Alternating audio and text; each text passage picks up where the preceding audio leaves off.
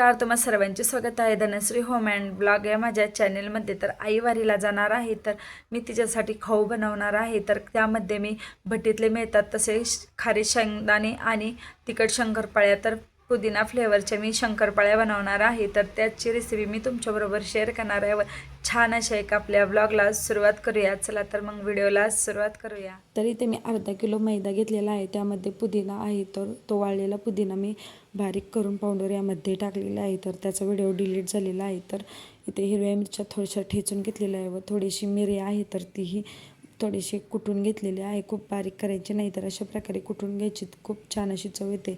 चवीनुसार मीठ टाकलेलं आहे व छान असा याचा गोळा वळून घेतलेला आहे व आपण जशा शंकरपाळ्या करतो तशा फक्त अगदी पातळ अशा लाटून घ्यायच्या, म्हणजे खूप छान व कुरकुरीत अशा होतात। तर पिझ्झा कटरच्या सहाय्याने मी छान अशा आपल्या शंकरपाळ्या आहेत तर त्या कट करून घेते। तुमच्या आवडीनुसार तुम्ही इथे साईज कमी जास्त व बारीक मोठी अशी करू शकता।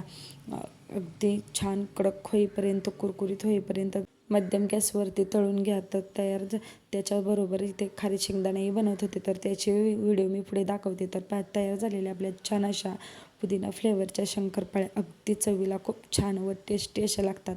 तर मी करतच होते, तर बाहेर भरपूर असा पाऊस पडत होता, तर पुढे मी तुम्हाला दाखवतेच कशा प्रकारे। तर इथे शेजारीच मी खारी शेंगदाणेही करत होते, तर त्याचा व्हिडिओ मी पुढे दाखवते तुम्हाला कसं बनवलेलं आहे। अगदी भट्टीतले मिळतात तसेच शेंगदाणे लागतात, नक्की ट्राय करा।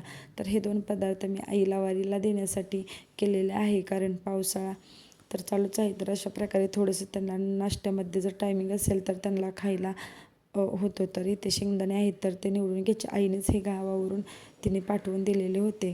तर ते थोडेसे खराब होते, तर ते स्वच्छ असे निवडून घेतले व शेंगदाणे पुन्हा एकदा निवडून पाहिले। तर काय आहे का, मी करतच होते, तर दादाला तर घाई लगेच असते निवडानिवडी करायची। तर इथे पातेल्यामध्ये मी गरम पाणी करण्यासाठी ठेवलेलं होतं। पाणी गरम झाले की त्यामध्ये अगदी 10 मिनिटासाठी हे जे आपण शेंगदाणे आहे तर ते भिजत ठेवणार आहे।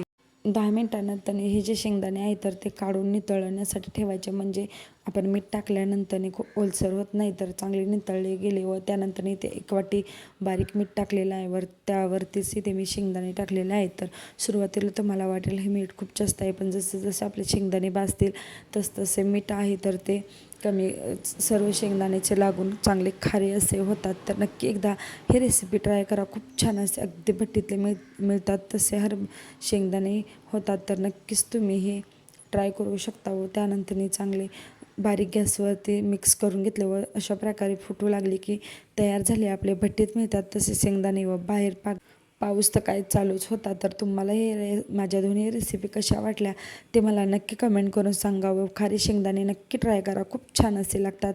आवडल्यास माझ्या चॅनेलला नक्की सबस्क्राईब करा। चला तर मग भेटूया छान अशा एका नवीन व्हिडिओबरोबर, तोपर्यंत धन्यवाद।